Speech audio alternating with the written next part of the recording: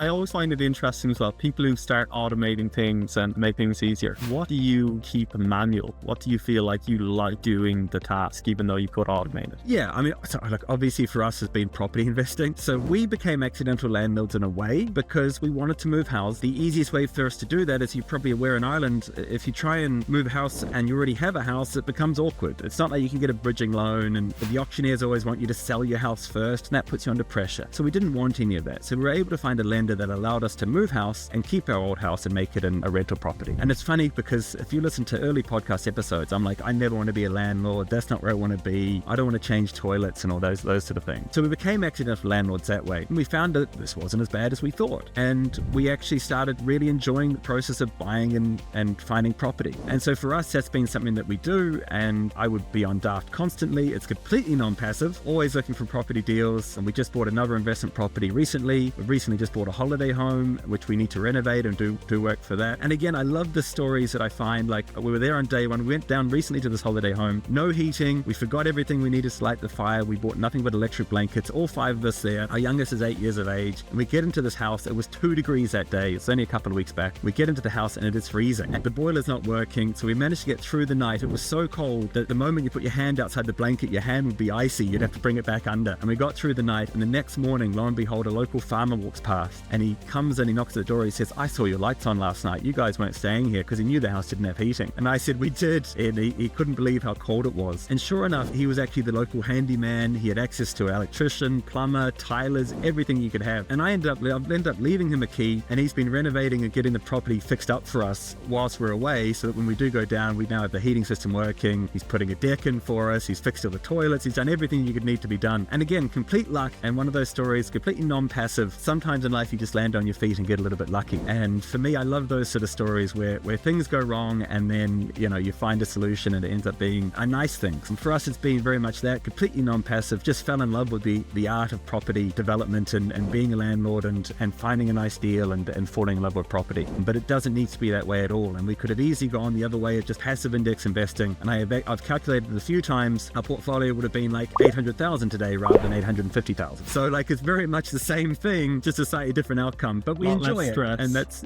all that stress and again, all that problem solving and all of that sort of element. But it doesn't need to be that way. But for us, it's been something that we've enjoyed.